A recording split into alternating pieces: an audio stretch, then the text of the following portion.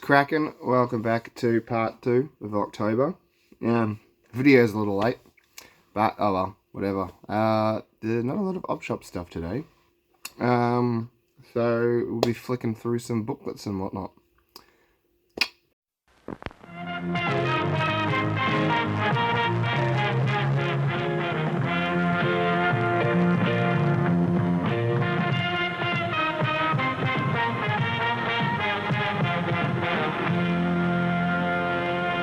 Alrighty, now first up we'll do, there's a couple of JB things here. So we'll start with, I'll do all these together. Show them together. Anyway, what we have is the Umbrellas, Films of Fury, Bruce Lee little collection. These are the only 4 that they have done. Well, that's backwards. They were like 2 for $20. So I was like, oh yeah, I'll get them. Fucking $10 each. Why not? Why not? And then like a week later, there was a 20% off sale. I was like, fuck, should have waited. Anyway, number 1, The Big Boss. Nice little slippy there. Back. This is the flip side film. Each comes with an art card there. On the other flippy side is 12 posters there. So I thought I'd do the big poster. It's been a while since I've seen these Bruce Lee films. Like, it's been a hot minute, I'll tell you that much. But you know, fucking for $10 each, couldn't really pass up the chance to grab these. So number 1, Big Boss. Over there you go. Number 2, Fists of Fury. I'm interested to know if they continue with this label, because or this line of films, the Films of Fury, because they've only done these 4 Bruce Lee films. Come on, where are you, bastard? Get out. Is the art card? They've only done these 4.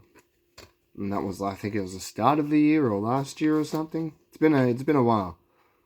So I don't know if it just really didn't take off, and that's why they were like cheap at JB, or maybe just JB is trying to get rid of stock. Who knows? It'll be nice to see more Films of Fury. There's Fists of Fury. Next is number 3, The Way of the Dragon. This one I haven't seen.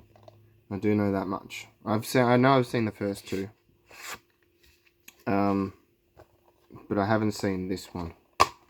I know this has got the fight with Chucky Norris in it. Another art card. Art card's basically just the cover. And that's a flip side. I should put it on this. There's Bruce and Chuck. Young Chuck.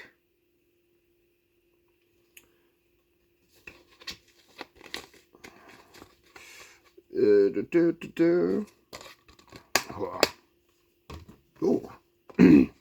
Way of the Dragon. Speaking of these, number 4, Game of Death, the last.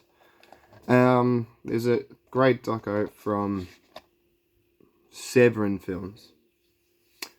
It is doing the festival circuit. I saw it at Monster Fest.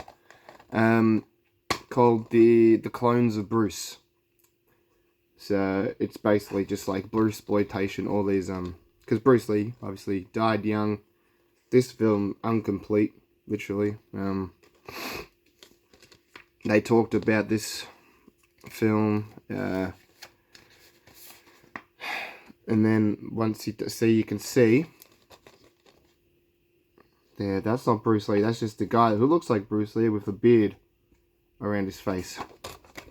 So it's very I guess you could call this a Bruceploitation film, because it's half Bruce Lee, half not. But yeah, it's just about, it goes through the history of Bruce, little quick history about that, and then goes into his death, and then it just basically goes into all the films that came out right after Bruce's death. All the actors that were picked and all that. It's like, oh, anyone who looked like Bruce Lee will get in those martial arts, and you know they changed their name to Bruce Lee with one E, and they just went mental. Great doco. I'm guessing Severin will release it. I hope Severin do like a little box set of Bruceploitation films, because that'll be cool. But yeah, worth checking out. Love docos. Next up, we have 4 Rooms. I was so happy and excited that this was announced, because there's only an American DVD. Yeah, there was an only American DVD from memory, and so now we have a Blu. A hard one to get to. It's very cult sort of film, so I'm glad it's got the Blu-ray treatment from Via Vision doing some good stuff here. Great stories. Four Rooms, 4 mini stories, all directed by 4 directors: Alison Anders, Alexandra Rockwell, Robert Rodriguez, and Quentin Tarantino. Great stories. I love them all. It's been a while since I've seen this. It's been a hot minute. So I am very excited to jump back into this and give it a squiz. It was just... The cast, mate. Good cast. Oh, that's that.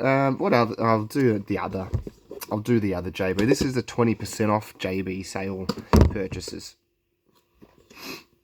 which are basically imprint films. Let's do the big one. Let's do the big one first. Big one first is Cross of Iron, Sam Peckinpah's Cross of Iron. Collecting these box sets, limited edition hard boxes of Sam Peckinpah films. Is one of my favorite directors. I did have this film on DVD, and I was just like, don't really need it. And then the 20% off sale came, and I'm like, no, I'll buy it now.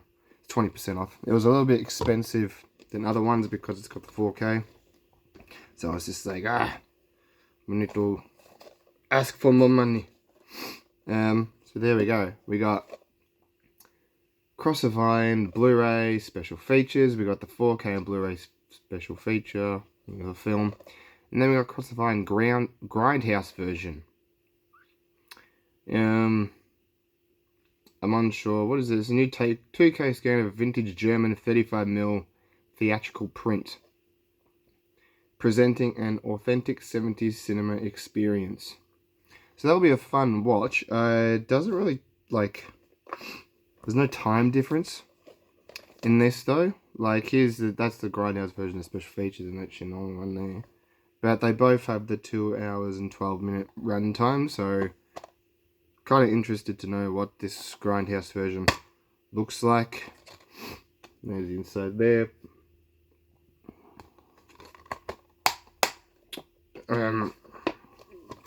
It's been a while since I've seen Cross of Iron.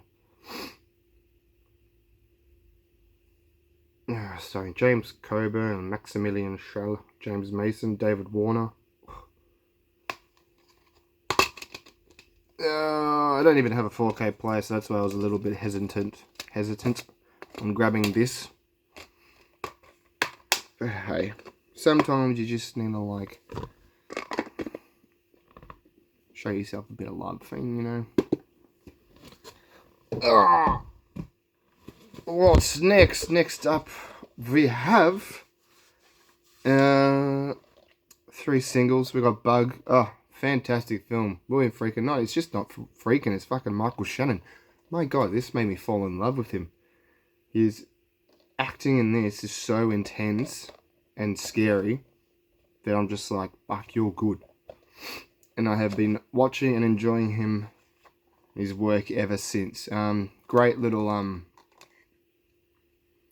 what is it called? Claustrophobic little film here, basically set in one room where Ashley Judd and Michael Shannon are like, it's almost like they're drug addicts or something, but Michael Shannon just like has this idea that there's bugs crawling around the room and crawling on them, and he's just like, fuck, oh.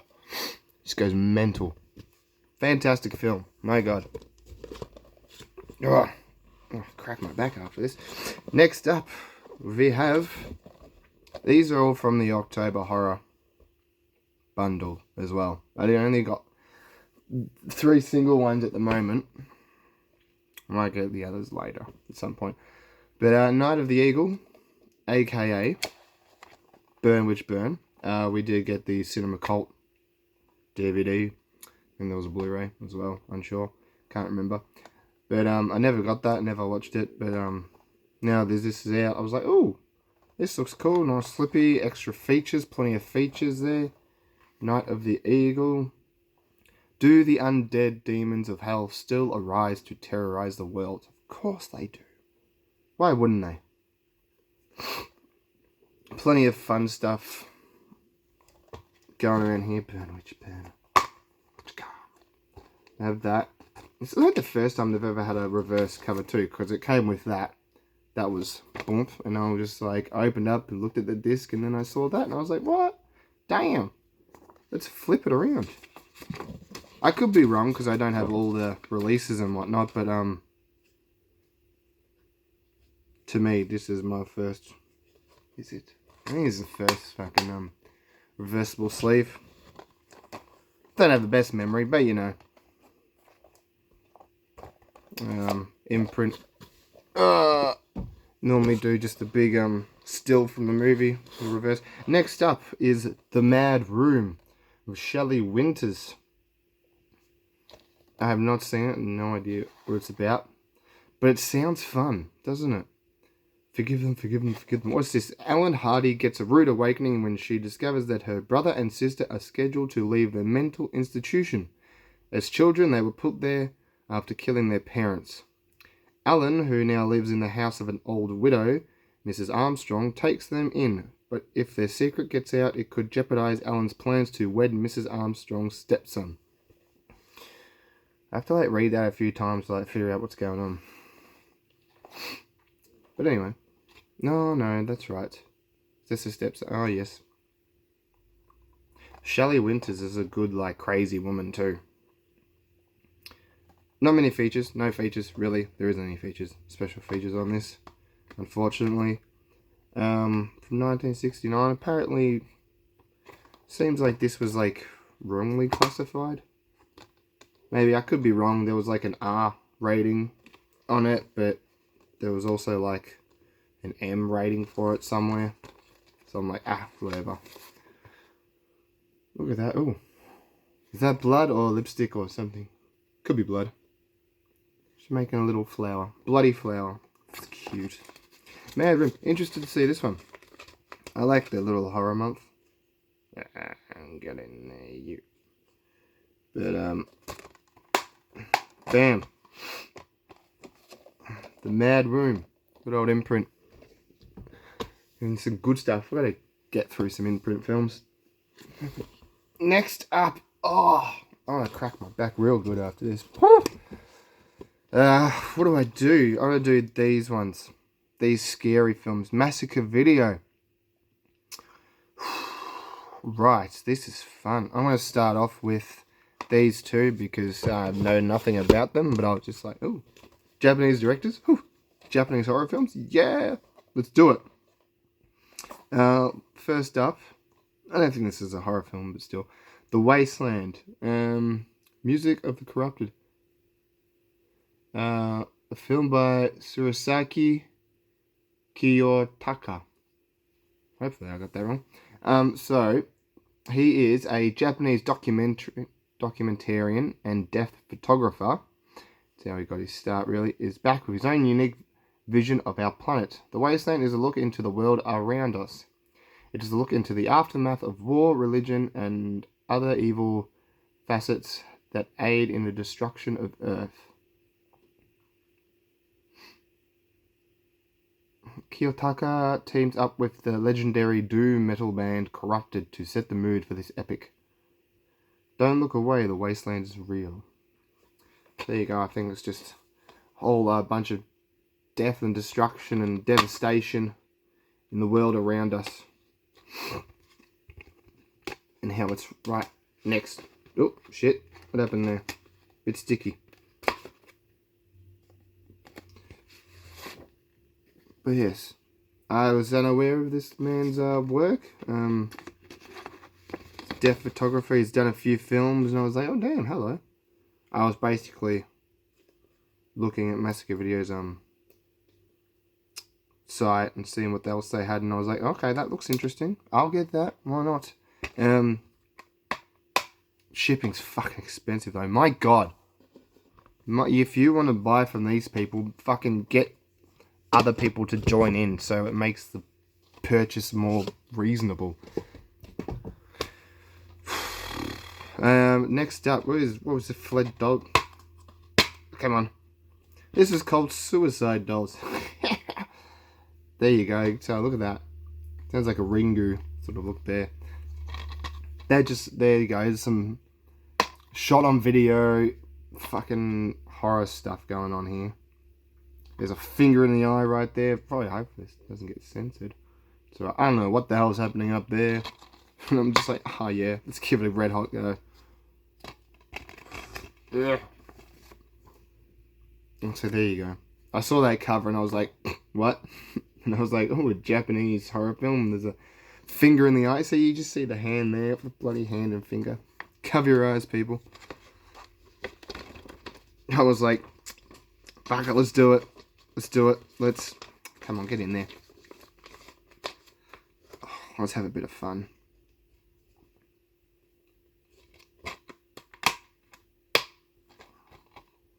Bam. Next up, now this is the reason why I went to Massacre Video to get the bundle. 3 films that, well, I've only seen 2 of these films. There's 4 in the set. Unfortunately, Massacre Video couldn't get the 4th film. Hopefully they do at some point, because it would be a nice little addition. Yes, anyway, the Men Behind the Sun collection. Crazy. I'm actually surprised this was never put onto the fucking Video Nasties list. Japanese fun. So there's Men Behind the Sun, sequel Laboratory of the Devil, and then sequel, I guess, The Narrow Escape. I haven't seen this one, but we'll go through one at a time. This is the one that started all, Men Behind the Sun. Here you go. Warning, not for the faint of heart. Men Behind the Sun exposes the stomach-churning horrors of Unit 731, Japan's most secret and nightmarish military prison during World War II. We follow a group of youth soldiers as they are what the fuck? They are told to believe that the prisoners are disposable, likened to the scrap wood, and their only purpose is to be used as human guinea pigs for brutal chemical and biological warfare research. So this is all the stuff the Japanese did to the Chinese people during World War II. We just picked them up off the street and they're just fucking... There's intense stuff. If you like read into it, my god, they're just like all fucking... Some of the scenes, I think they put people up on crucifixes and shit, and then they start like throwing grenades filled with oh fuck, what is it? It's like gangrene or some shit, or they just infect people with gangrene and what's fucking the thing they throw in the grenade? It's something. It's just a fucking disease, and they're just like, what happens when this person gets this? And you're like, fucking, of course they're gonna like rot and die. Like, so they were just mental. So yeah, if you think the Germans were bad, fun times ahead. Tell you that much. See the classic shot there, out in the cold. Woman's arms are basically just getting frozen. The guy is just like constantly pouring water on this woman's arms. And then they they slowly freeze up, and then he's just like, no. So they do freeze when you pour fucking water on arms. Cold water on arms. In the fucking snow. That's what happens. What happens when I fucking put a hammer to it? Does it break? It just fucking smashes her arms off. Frozen arms off, mind you, with a hammer. Sometimes. Some people. Anyway, Laboratory of the Devil. This is one... We actually got a fucking Aussie release of this. I think we got an Aussie release of all the sequels except for the first one, if my memory serves.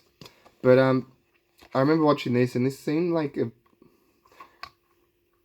seemed like it took stuff from Men Behind the Sun. It's almost like I could be.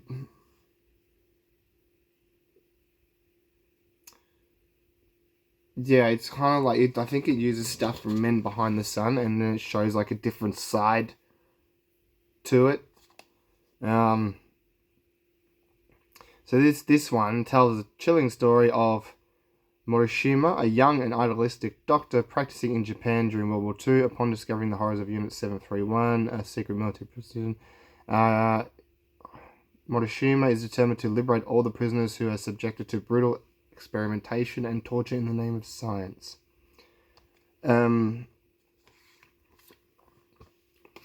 Yes, I think this sort of shows a bit more of the prisoner's side to Unit 731. A little bit on the soldier side, but Men Behind the Sun is just basically just the experiments and shit. This one has a little bit of story to it. Next up, Men Behind the Sun 3, A Narrow Escape. Now there's number 4, which is the Nanking Massacre. I actually thought this was just titled differently. Different title, but I was wrong. There's actually a third one. I was like, I did not know that. Crazy. I like that artwork. It's just like people there and they're just fucking going up into this tomb or something. Meat grinder. Human people grinder. What's this? Narrow Escape is a chilling film that reveals the final days of 731, Japan's most notorious. Yeah. The war comes to the end. The unit's commander plots its destruction to prevent the camp's disturbing secrets from being exposed to the public. However, a Japanese general is wounded and infected with plague bacteria inside the unit's laboratory. When he then boards the last train away from the camp, spreading the virus to other unsuspecting travelers. That's right, I think the grenades were just filled with a bacteria or some shit. That's the word. In the first one. I can't remember what fucking bacteria it was. But it was just a bacteria. They were just like throwing bacteria onto people. And it's like, what happens when we put bacteria on you? I wonder what. There you go. And the back. Got a nice. Almost there. Nice little thing. But yes, their little bundle there. 3 films. And Men Behind the Sun 1, 2, and 3. Yeah, postage was a fucking. I was surprised. I was like, these were released months ago, and then people ordered it, and then they put it off pre-order until it was available to like order to public kind of thing. But I think the reason why I didn't get it because the postage was like fucking $30 US. Like $30 US for postage. And I was like, my god, trying to rip me off. Fucking crazy. There's no other way around it. So that's why I got the other 2 films to try and like justify something. Even though I'm spending more money. Anyway. Last up. Not really last. No, I'll do that. Fuck it. Indicator. Indicator Universal Noir number 2. Ooh. There you go. Fred McMurray and what's it, Ava Gardner or something? Somewhere. 6,000 units. Like these noir films. They're fun. Sometimes I get a bit there's so many noir films and people releasing noir films at the moment that seems like it's a bit too much, and then at some point it's just like, are these actual noir films, or are they just like, you know, some little form of a detective film that we're just classifying as noir to put and finish off this box set? Anyway, Stop complaining, Ryan. Be happy. Be happy that Ralph Bellamy, who was that, is on Blu-ray. I do like those cover art, poster arts. Fucking sick. The Picture with High Blood Pressure. Ooh, what's with Lady on a Train? Hello. I love that. That looks hilarious. That looks like a comedy. So it looks like a comedy. Dinner, a man. On a man, oh man, that hunt. See, this is like a comedy. You just tell. There's fucking woman in pajamas with a revolver there. And this one's having a smile. Like she's got a flashlight. It's very ghostly as well too, those guys. She's having a little cheeky laugh. She's got a fucking gun and a flashlight, and he's going, oh, I just got knocked on the head. Anyway, interesting. From 1945. But yeah, so it's not noir, it's like this fused genres. Time Out of Mind. Next up.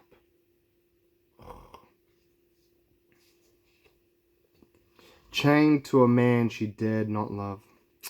God damn. How could she? From 1947. Oof. Fuck, I thought that was a dinosaur up there. So many special features. I like these fucking boxes. They got heaps of indicators box. It's always filled with, yeah, Ava Gardner, Singapore. Filled with special features. Plenty of stuff to dig into. From 1947, City Without a Conscience.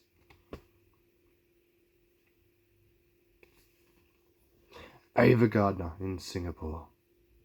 And that is our box cover art. Oh, number 2. There will be 5 of these. 5 of these. They did a Columbia Noir collection, which was 5 of them. 5 boxes, and this is number 2. Slowly prodding along. That was A Woman's Vengeance. So this is 3 women held the key to this man's destiny.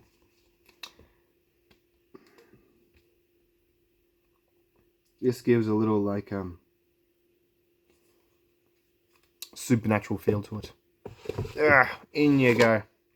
Mercy or murder? Are you fit to judge? What is this? An act of murder. Dun dun dun. Can you demean this man? Oh, I don't know. Depends. What do you do? Murder? Maybe, maybe not. Mercy or murder?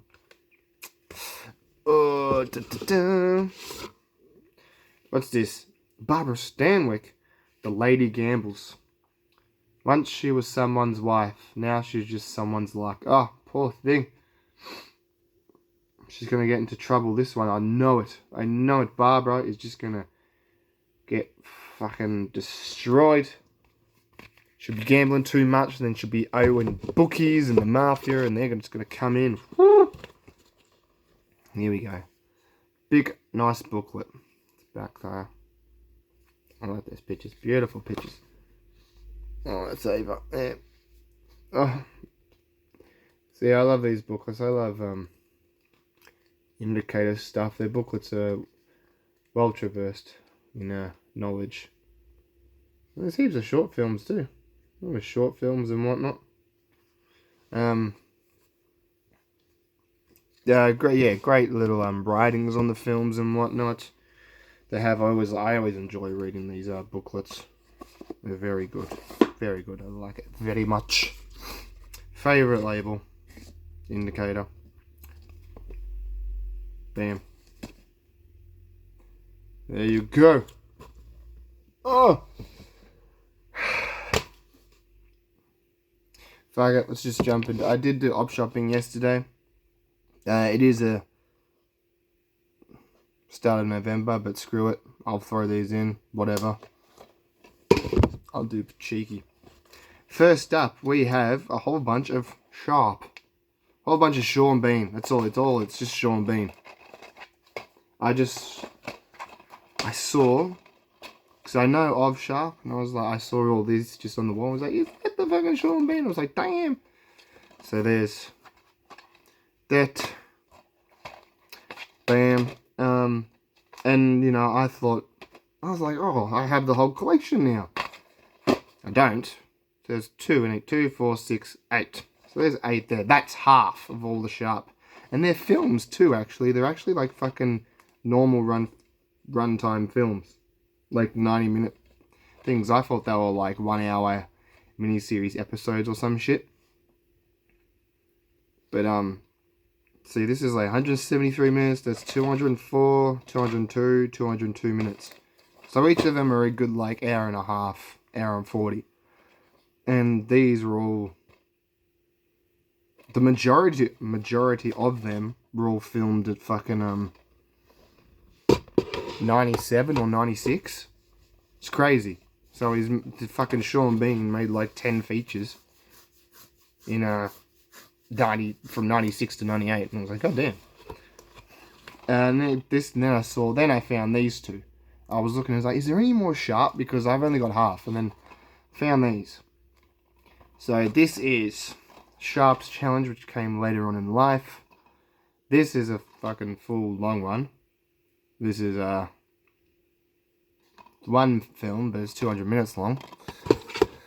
And then found this one, which is 3, well, bonus feature Sharp the Legend, but it's not, it's more of a documentary on Sharp.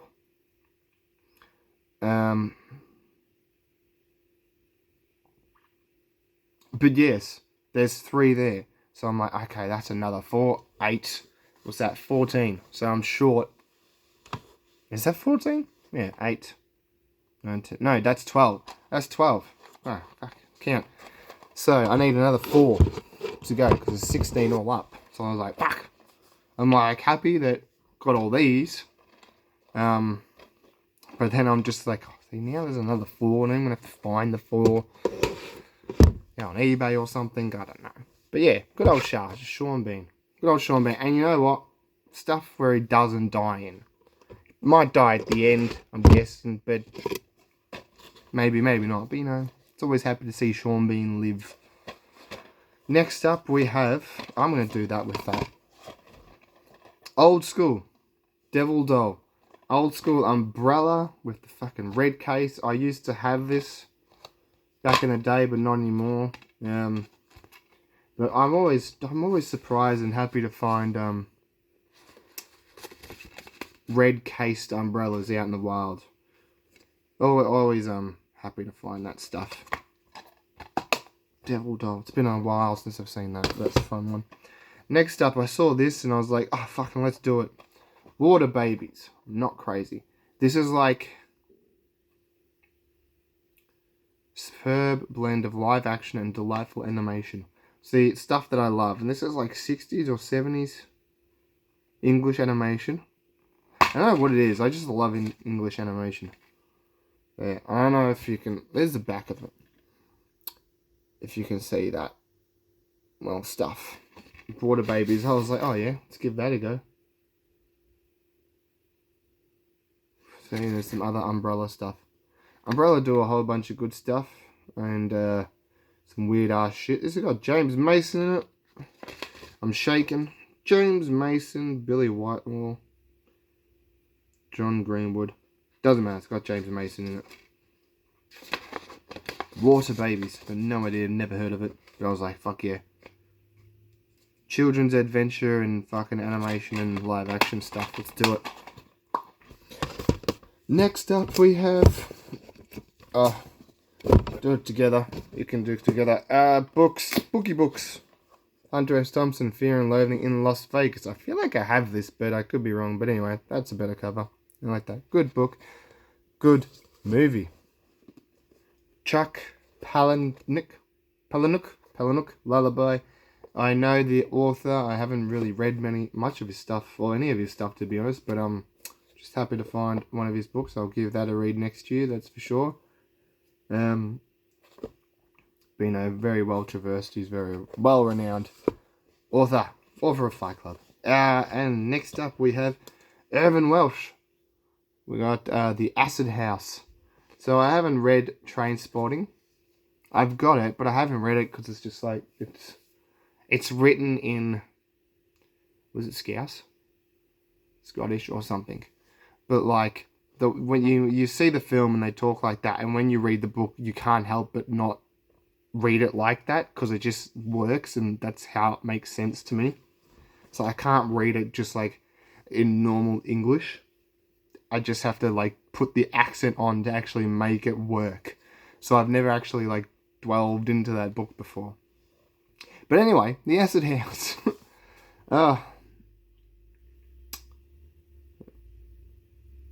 There we go. Oh, is this unsettling, shocking, and very funny collection of stories using a range of approaches from bitter realism to demented fantasy.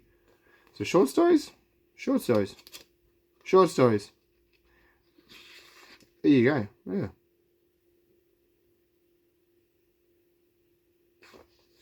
Damn. Short stories. Right. Lastly, some controversy. I guess you call controversy. So there was a movie that came out on Netflix called Blonde by Andrew Dominik, one of my favourite directors.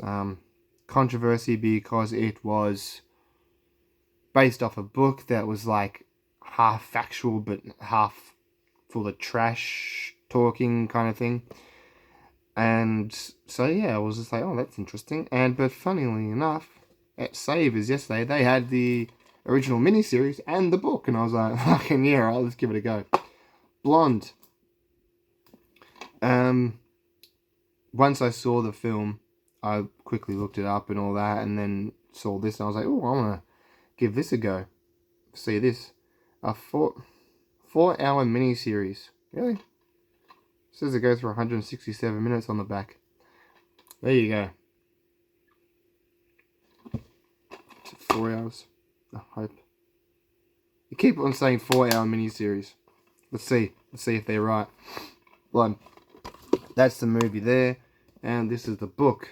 Caused controversy because I guess it just idolized. Well, the film. You just have to. I think you just have to watch it. It's very. If you like Marilyn Monroe, you might hate the film. If you like filmmaking, you'll love the film. It's well made. Fucking well made. The story's like, I don't know how to say it.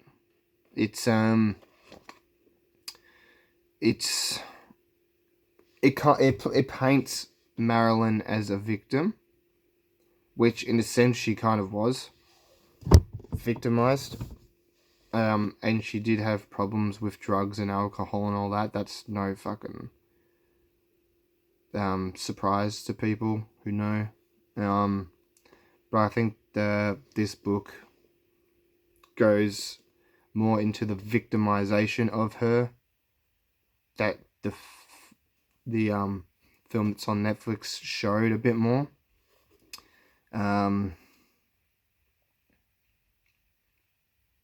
Yeah, anyway, I love the Blonde film. I liked it. I'm interested. I was like, should I get this? I don't know, but I probably might give it a read. Might give it a read. It's fucking 900 pages long. Fuck, I've never read a book that long. But yeah, there you go. It's really weird. People say it's books like all based on lies and shit, but it's like it's not all lies. I think some sections of it would be twisting the truth for sure, but most of it, even in the film, when I watched the film, people were saying it's like full of shit. It's just lies and trash and victimization and whatnot. And I was like, well, I mean, like, sure, some aspects of the film, yes, but a lot of the film is based on fact, like with all the people that she married and all the fucking trouble she went through on fucking film sets and all that, and all that. It's just, and it's fucking Hollywood. They twist the truth for more drama. So it's like, well, anyway, enough of Norma Jean. Bless. That's it. October fucking part 2 done, son. Threw in a few fucking November stuff in there, but whatever. Just to keep the shelves clean so I can give you another video of more fun stuff that I get. But anyway, that's it. Thank you for watching. Love you. Leave you. Yes. Enjoy. Happy collecting. Cheerio.